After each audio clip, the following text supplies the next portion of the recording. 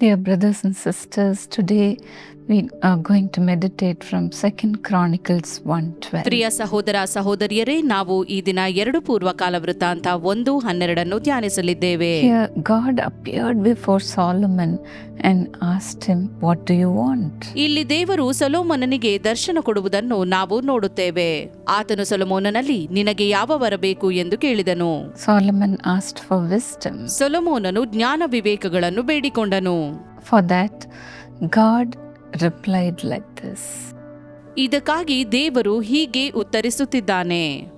I will certainly give you the wisdom and knowledge you requested.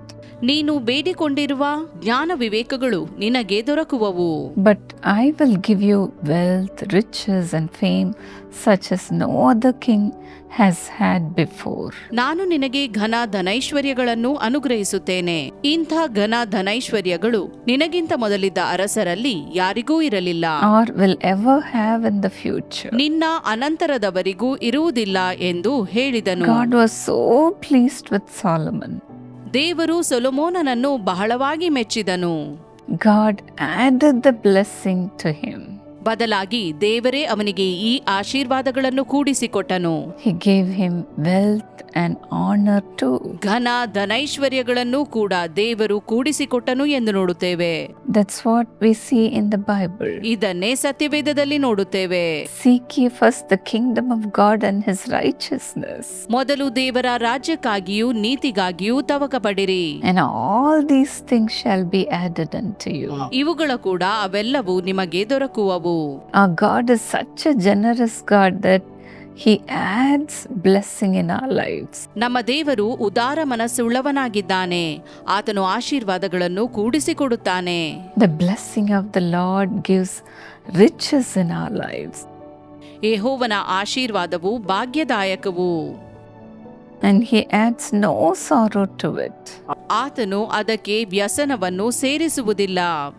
Solomon was so prosperous because he asked God for God's wisdom. ಸೊಲೊಮೋನನು ದೇವರಲ್ಲಿ ಜ್ಞಾನ ವಿವೇಕಗಳನ್ನು ಕೇಳಿದ್ದರಿಂದ ಅವನು ಬಹಳ ಐಶ್ವರ್ಯವಂತನಾದನು. As in 1 Kings 10:24. 1 ಅರಸುಗಳು 10:24 ಬರೆದಿರುವಂತೆ, The whole world sought audience with Solomon to hear the wisdom God had put in his heart.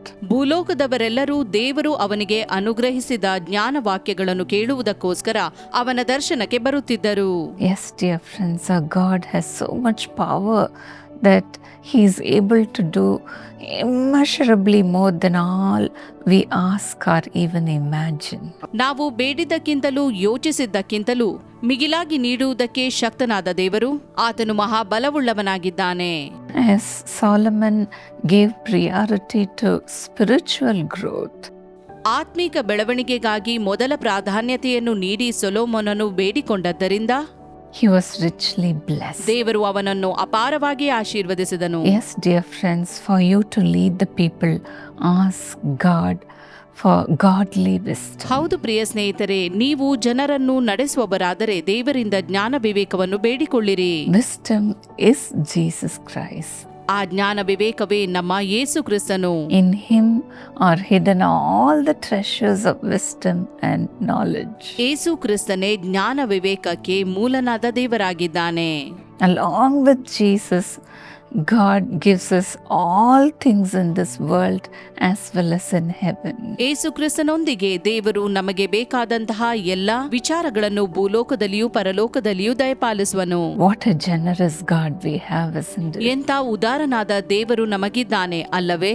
Jesus Himself is going to reside in you. ಯೇಸು ಕ್ರಿಸ್ತನು ತಾನೇ ನಿಮ್ಮಲ್ಲಿ ವಾಸ ಮಾಡಲಿದ್ದಾನೆ.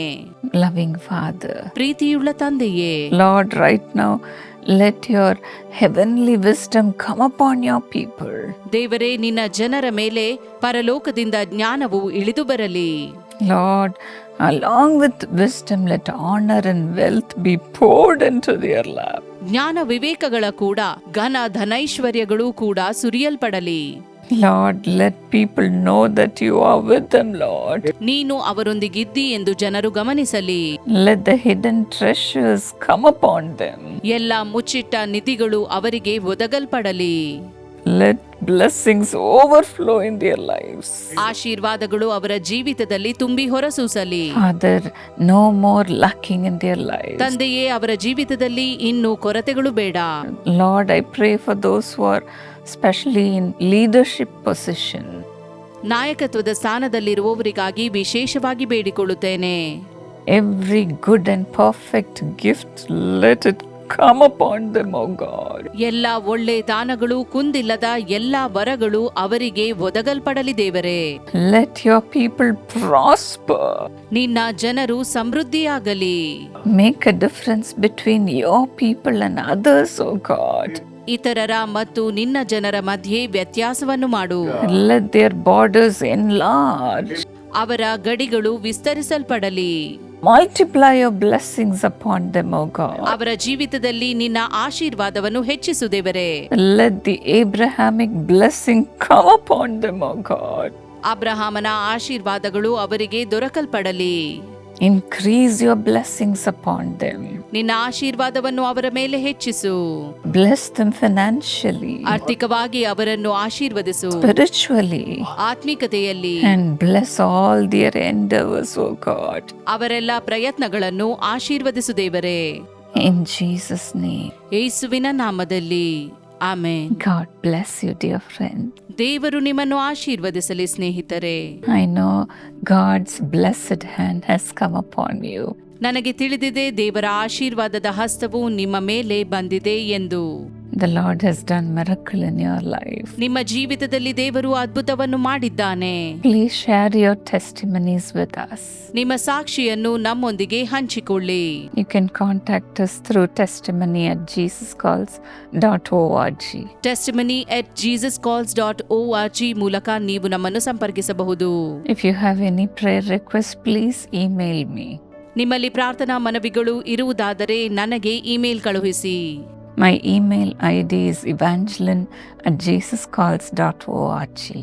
ನನ್ನ ಇಮೇಲ್ ಐಡಿ evangeline@jesuscalls.org ಎಂಬುದಾಗಿದೆ. This YouTube channel is a blessing to many. ಈ YouTube channel ಅನೇಕರಿಗೆ ಆಶೀರ್ವಾದವಾಗಿದೆ. If you want to bless others, please like and subscribe this channel and share this to others. ಈ ಆಶೀರ್ವಾದವನ್ನು ಇತರರೊಂದಿಗೆ ಹಂಚಿಕೊಳ್ಳಲು ಇದನ್ನು ಲೈಕ್ ಮತ್ತು subscribe ಮಾಡಿ ಮತ್ತು ಇತರರಿಗೆ ಈ ವಿಡಿಯೋವನ್ನು ಕಳುಹಿಸಿ. I want this program to be a blessing to many. ಈ ಕಾರ್ಯಕ್ರಮವು ಅನೇಕರಿಗೆ ಆಶೀರ್ವಾದವಾಗಲೆಂದು ಬಯಸುತ್ತೇನೆ. God bless you.